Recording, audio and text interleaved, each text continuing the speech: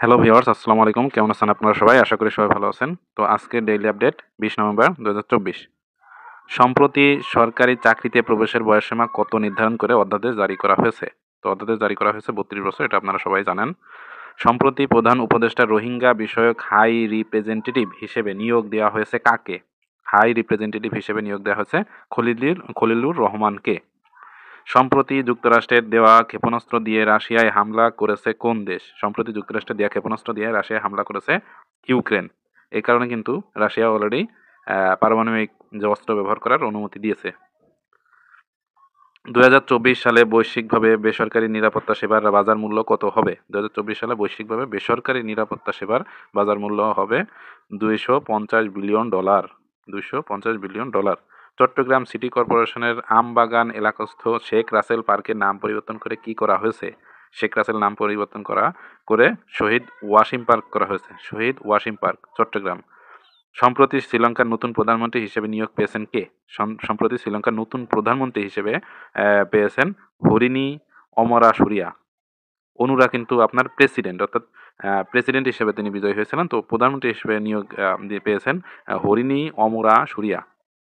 সম্প্রতি রাশিয়ার পরমাণু নীতি হালনাগাদ করে কি উল্লেখ করা হয়েছে? সম্প্রতি রাশিয়ার পরমাণু যে নীতি আছে সেটা হালনাগাদ করা হয়েছে। পারমাণবিক শক্তিধর কোনো দেশের সমর্থন নিয়ে রাশিয়ায় ক্ষেপণাস্ত্র হামলা চালানো হলে পাল্টা জবাবে পারমাণবিক অস্ত্র ব্যবহার করতে পারবে মস্কো।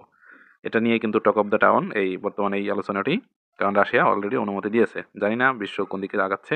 তৃতীয় বিশ্বযুদ্ধ হয়তো বা অপেক্ষা করছে আমাদের জন্য, সেটা হবে পৃথিবীর জন্য ভয়াবহ বিপর্যয়। সম্প্রতি কোন দেশে বাণিজ্যিক উদ্দেশ্যে ধর্মীয় প্রতীক ব্যবহার নিষিদ্ধ করা হয়েছে? সম্প্রতি কোন দেশে বাণিজ্যিক উদ্দেশ্যে ধর্মীয় প্রতীক ব্যবহার করা নিষিদ্ধ করা হয়েছে? সৌদি আরব। সৌদি আরবে। কুয়েতে অনুষ্ঠিত 11তম আন্তর্জাতিক হিফজুল কুরআন প্রতিযোগিতায় কোন বাংলাদেশি প্রথম স্থান অর্জন করেছে হাফেজ আনাস মাহফুজ। হাফেজ আনাস মাহফুজ কুয়েতের 13তম আনুষ্ঠানিক হিফজুল কোরআন প্রতিযোগিতা। আনাস মাহফুজ কোন গ্রুপে প্রথম স্থান অর্জন করেছেন? 8 থেকে 12 বছরের শিশু হাফেজদের সিগারুল হুফাজ গ্রুপে, মানে ক্যাটাগরিতে আর কি। আনাস মাহফুজ কোন প্রতিষ্ঠানের শিক্ষার্থী? আনাস মাহফুজ মিরপুরের মারকাজু ফয়জুল কোরআন আল ইসলামীর শিক্ষার্থী। এই প্রতিযোগিতায় কেরাত গ্রুপে তৃতীয় স্থান অর্জনকারী বাংলাদেশি কে? কেরাত গ্রুপে কেরাত ক্যাটাগরিতে কারি আবু জর গিফারি। আবু জর গিফারি কতটি দেশে এই প্রতিযোগিতায় অংশগ্রহণ করেন? কতটি দেশের প্রতিযোগীরা এই প্রতিযোগিতায় অংশগ্রহণ করেন? 74টি দেশের। সুনামগঞ্জের বঙ্গবন্ধু মেডিকেল কলেজের নাম পরিবর্তনের প্রজ্ঞাপন কে জারি করেছে? স্বাস্থ্য ও পরিবার কল্যাণ মন্ত্রণালয়ের স্বাস্থ্য বিভাগ এই প্রজ্ঞাপনটি জারি করেছেন নাম পরিবর্তনের। সুনামগঞ্জের বঙ্গবন্ধু মেডিকেল কলেজের নতুন নাম কি? সুনামগঞ্জ মেডিকেল কলেজ, মানে বঙ্গবন্ধু শব্দটা বাদ দেওয়া হয়েছে। গোপালগঞ্জের শেখ সায়েরা খাতুন মেডিকেল কলেজের নতুন নাম কি? গোপালগঞ্জ মেডিকেল কলেজ, মানে সায়েরা খাতুন শব্দটি বাদ দেওয়া হয়েছে। হবিগঞ্জের শেখ হাসিনা মেডিকেল কলেজের নতুন নাম কি? Habiganj medical college. Habiganj medical college. মোট কতটি মেডিকেল কলেজের নাম পরিবর্তন করা হয়েছে? 9টি মেডিকেল কলেজের নাম পরিবর্তন করা হয়েছে। সশস্ত্র বাহিনী দিবস বাংলাদেশে কবে পালিত হয়? সশস্ত্র বাহিনী দিবস পালিত হয় 21শে নভেম্বর, অর্থাৎ আগামীকালকে।